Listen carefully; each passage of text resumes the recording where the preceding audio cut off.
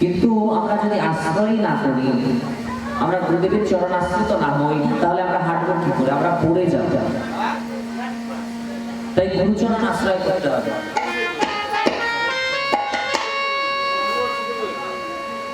গুরুচরণ আশ্রয় করতে গেলেও প্রথমে দেখতে হবে গুরু কোন পরম্পরায় আশ্রিত, কোন ধারা এসেছে, আদিকে কোন সম্প্রদায়, এগুলো জানতে হবে। এখন অনেক গুরু বেরিয়েছেন মডার্ন, যার কোনো কুল পরম্পরা নাই। খুব সাবধান। সনাতন ধর্মে জন্ম নিয়ে ওই সম্প্রদায় বা গুরু পরম্পরা যদি না থাকে, তাহলে দীক্ষা নিয়ে লাভ নাই। সবার কাছে তো হরিকথা শুনে লাভ নাই বাবা। সবাই তো হরিকথা বলে, কিন্তু সবার কাছে শুনলে ক্রিয়া হবে না। কেন ক্রিয়া হবে না? বলছে অবৈষ্ণব মুখম জিন্না হরিকথা নৈবম শ্রবণম কর্তব্যম সর্ব উচ্ছিষ্ট যথা প্রয়োগ। সাথে উচ্ছিষ্ট করা, এঠো করা দুধ যদি বিষ মেশানো থাকে, সেটা খেলে কোনো ক্রিয়া হবে না, উল্টো মরেই যাবে। অবৈষ্ণবের থেকে হরিকথা শুনলে তাই কোনো ক্রিয়া হবে না। তাহলে আমরা তো চিনি না শুদ্ধ গুরুকে, শুদ্ধ বৈষ্ণবকে, কার থেকে শুনবো। মহাপ্রভুকে জিজ্ঞেস করছে, মহাপ্রভু বৈষ্ণবকে আমরা কি করে চিনব? মহাপ্রভু বলছেন, যার মুখ দেখি আইসে হরিনাম, তাকে জানিবে বৈষ্ণব প্রধান।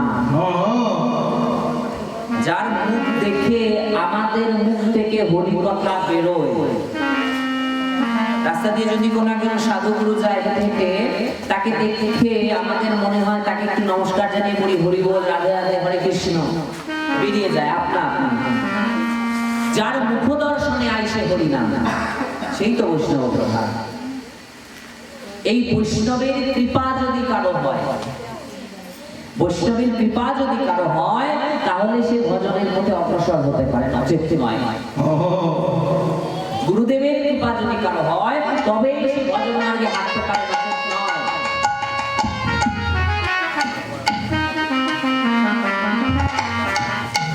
সবাই হাঁটতে পারে না, সবাই সেই যোগ্য নয়। ব্রহ্মাণ্ড ভূমিয়া কোন ভাগ্যবান জীব,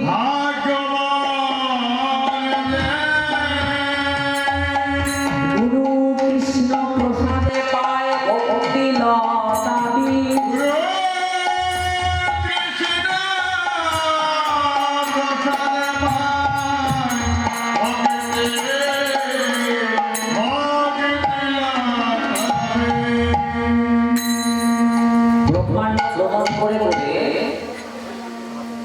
গুরুর কৃপায়, গোবিন্দের কৃপায় কোন না কোন জন্মে সেই ব্যক্তি ভক্তিরূপী লতার বীজ লাভ করতে পারে। এবার বীজ পেলে তো আমরা তাকে গাঁটতে হবে, তাহলেই তো গাছ হবে। গাড়বো কোথায়? ভক্তির বীজ পেলাম ঠিকই, গাড়ার জন্য জমি নাই। মাটিতে গেলে তো আর গাছ হবে না। কোথায় গাড়বো? দেহ জমিনে। দেহ জমিনে তো চাষ করা নাই। আচ্ছা, কোনো মতো চাষ করে সেই দেহ জমিনে মনে ভক্তির বীজ আমরা গাড়লাম। গাড়ার পরে এবার জল দিতে হবে, রোদের তাপ লাগবে, হাওয়া বাতাস লাগবে, তারপরে আস্তে আস্তে গাছ বড় হবে। বলছে শ্রবণ কীর্তন জলে করয় সিঞ্চন। কীর্তন শুনতে হবে এবং কীর্তন করতে হবে, তাহলে আস্তে আস্তে ভক্তিরূপী লতার গাছ বড় হবে। এবার গাছ বড় হলে সমস্যা আছে। ফুলের গাছ যদি বড় হয়, ওই গরু ছাগলে খেয়ে নেওয়ার সম্ভাবনা থাকে। তাহলে আমরা কি করি বলতো? আমরা গাছ কেটে বেড়া দিই, ফুলের গাছ যাতে গরু ছাগলে না খায়। এবার ভক্তির গাছ কেটে যদি বেড়া দেওয়া না হয়, তাহলে কামনারূপী গরু ছাগল, লোভরূপী গরু ছাগলে সেই ভক্তির গাছ খেয়ে ফেলতে পারে। তাহলে কি করতে হবে? বেড়া দিতে হবে। কি করে দেব? বলছে ললাটে তিলক, গলায় তুলসীর মালা, এই তো এই মানব দেহের বেড়া যদি না দাও, তোমার ভক্তির গাছ খেয়ে ফেলতে পারে। লজ্জা করে তিলক দেই না। মালা পরি না গো, ভাল লাগে না। কে কি বলে বলে না? সবাই পড়েছে তুলসীর মালা? যে বড় মাই লজ্জা পেয়েছে বলে কি বাবা তুলসীর মালা পড়ো না গো? পড়ি না। এই যে শোনো, এটা নাও, তোমার তো লজ্জা লাগে, রাত্রিবেলা পড়ো। এখন আমার প্যাচ সিস্টেম, প্যাচ বলে রাত্রিবেলা পড়ো, আবার সকালবেলা প্যাচ খুলে বালিশের নিচে ছুঁয়ে দিও, বাইরে বেরিয়ে দিও, আবার রাত্রে প্যাচ লাগিও, আবার ঘুমিও, পরের দিন সকালে খুলে রেখে চলে যাও। এমন করতে করতে রোজ প্যাচ লাগায় আর প্যাচ খোলে, প্যাচ লাগায় আর প্যাচ খোলে। এমন করতে করতে কোন দিন ওই প্যাচ গলাই থেকে যাবে, সে বাইরে বেরিয়ে যাবে, সে নিজেও জানবে না, তাই না? ওই তুলসীর স্পর্শ পেতে পেতে তুলসী তার মনের এমন পরিবর্তন হবে, কখনোই তুলসীর মালা পরে সে সারা বাজার ঘুরে এসেছে সে নিজেও জানে। তখন আর লজ্জা থাকে না। লজ্জা কিনা ভয় তিল থাকিতে নয়। ওই ভজন করতে গেলে, কৃষ্ণ ভজন করতে গেলে, ভজন মার্গে হাঁটতে গেলে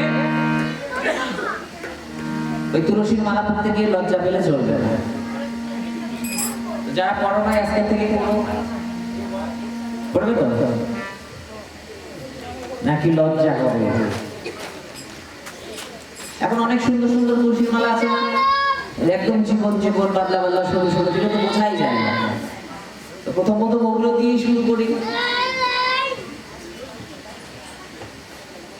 তো তুলসীর মালা আর তিলক যদি থাকে তাহলে ভক্তির কাছে খেয়ে ফেলবেন।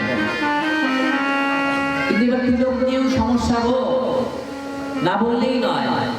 বলছে, আমাকে একজন জিজ্ঞেস করছে, তোমাদের কীর্তনিয়াদের বা ওই যারা ভজন মার্গে হাঁটে তাদের তিলকের যা বাহার, তিলকের যা বাহার, বাহার মানে সব দেখো, শব্দর প্রয়োগের ক্ষেত্রে খুব সাবধানতা অবলম্বন করা প্রয়োজন।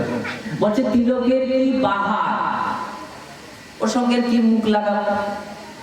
সে তো জানেই না তিলক কি, সে তো জানেই না পরম্পরা কি, সে তো জানেই না পুরো আশ্রিত যে পরম্পরায় আশ্রিত হয়ে যে তিলক রচনা করেছে সেটা কোন পরম্পরার কোন সম্প্রদায়ের তিলক। তাহলে তাকে বলে কি হবে? আচ্ছা সেই থাক, বাহারি থাক, বাহারি থাক। সনাতন ধর্মে জন্মে নিয়ে যারা শৈব মতে দীক্ষিত তারা ত্রিপুণ্ড ধারণ করে। ত্রিপুণ্ড মানে কি বলো তো? দেখেছো ত্রিপুণ্ড? এই তিনটে দাগ দেয় না মহাদেবের, দেখবে তো ত্রিপুণ্ড। যারা যারা শিব মন্ত্রে দীক্ষিত, শিবের সাধনা করে, তারা ত্রিপুণ্ড ধারণ করে। যারা শক্তি মন্ত্রে দীক্ষিত তারা শক্তির তিলক রচনা করে। এমন করে যারা গানপত্য, যারা সৌর, তারা সেই মতের তিলক অনুসরণ করে। কিন্তু এই দিকটায় যত সম্ভব সবাই গৌড়ীয় পরম্পরায়, বৈষ্ণব পরম্পরায় দীক্ষিত। তাই বৈষ্ণব পরম্পরায় আমাদের যখন ভক্তি আন্দোলন হয় তখন চৈতন্যদেব, চৈতন্য মহাপ্রভু এবং তার পূর্ববর্তী যারা গুরুবর্গ ছিলেন, ঈশ্বরপুরী, মানবেন্দ্রপুরী আদি করে, তাদের যে ধারা, সেই ধারায় তিলক রচনা হয়। কেউ গদাধর পরম্পরায়, কেউ অদ্বৈত পরম্পরায়, কেউ নিত্যানন্দ পরম্পরায়। বিভিন্ন জনের তিলকের স্বরূপ দেখেই বোঝা যায় সে কোন পরম্পরায় আছে। এবার সব প্রত্যেকটি তিলকের রচনার আলাদা আলাদা। এবার সে বলছে তিলকের বাহার, ভাই তুমি কি বুঝবে তিলকের? এগুলো অনেক কথা, এগুলো নিয়ে কথা বলে লাভ নেই। তো তিলক আর মালা চেষ্টা করবে যাতে করা যায়। তোমার যেদিন অন্নপ্রাশন হয়েছিল, যেদিন অন্নপ্রাশন হয়েছিল সেদিন মালা পড়েছিল সবাই। সে মালা কদিন টিকল? টেকে নাই। যেদিন বিয়ে হয়েছিল টিকেছে মালা? যেদিন পিতৃকার্য, দেবকার্য ইত্যাদি হয়েছিল, শুভকর্ম হয়েছিল, সবাই মালা পরিয়েছিল, কিন্তু সে মালা টিকে নাই। এবার এমন মালা পড়ো যাতে সেই মালা খুলতে না হয়। কেন? কারণ তুলসীর মালা, তুলসীর হার যার গলায় থাকে সে ভগবানের লোক, ভগবানের আপন। রাস্তা দিয়ে অনেক কুকুর হেঁটে বেড়ায়, তো ওই কেউ একটা শিলের টুকরো হাতে নিয়ে কুকুরকে ঢেল দিয়ে দেয়, দিতেই পারে, রাস্তার কুকুর থেকে ভয় পেয়েছে। কিন্তু কোন কুকুরের গলায় যদি বেল্ট থাকে, দামি একটা বেল্ট, দামি একটা চেন, ওই কুকুরকে ঢেল মারার সাহস আছে? যদি ওই কুকুরকে ঢেল মারা হয়, কুকুরের মালিক এসে আগে ধরবে না? তাহলে যার গলায় তুলসীর মালা আছে সে হচ্ছে ভগবানের লোক। ভগবানের লোককে অন্য কেউ কিছু বলতে পারবে না, যমরাজ তাকে ধরতে পারবে না। এবার মরণের সময় তো অনেক দূরে দূরে আছে, এখন মালা পরবো কেন? যেদিন মরবো তার আগ দিয়ে পরবো, তাহলে তো মিটে গেল। কারণ গীতায় বলেছে মৃত্যুর আগে ব্যক্তি যেই কল্পনা করে মরে, তার পরবর্তী জন্ম তার সেমন হয়। তাহলে মৃত্যুর আগে আমি ভালো ভালো কল্পনা করবো, আমি ভালো করে মরবো, কিন্তু মৃত্যু কে দেখেছে? আমরা জানি না আমাদের মৃত্যু কবে হবে। এখনই মরে যেতে পারি, কালকে মরে যেতে পারি, অনিশ্চয়তা আছে। সেই অনিশ্চয়তা থাকার জন্য আগের থেকেই সাবধানতা নেওয়া প্রয়োজন। কারণ সাবধান না নিলে মরণকালে ভগবান নাম স্মরণ হয় না। মরণকালে এত কষ্ট হবে, শাস্ত্রে বর্ণনা করলেন যে ইচ্ছে করলে ওরা ভগবানের নাম নিতে পারবে না। তাই যাই করো তাই করো, মরতে জানলে হয়, মরতে জানলে হয়। যখন প্রাণ পাখি দেহ থেকে চলে যাবে, তখন কেউ পাশে থাক আর না থাক, ভগবান তুমি যাতে পাশে থাকো।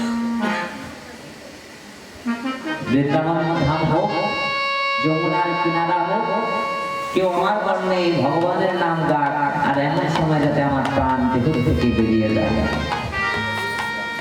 কিন্তু ও ভাগ্য তো আর সবার হয় না। আস্তে আস্তে সময় শেষ হয়ে যাচ্ছে, আয়ু বেলা আস্তে আস্তে ডুবে যাচ্ছে। কিন্তু আমরা যেটা করবার জন্য এসেছিলাম সেটা করছি।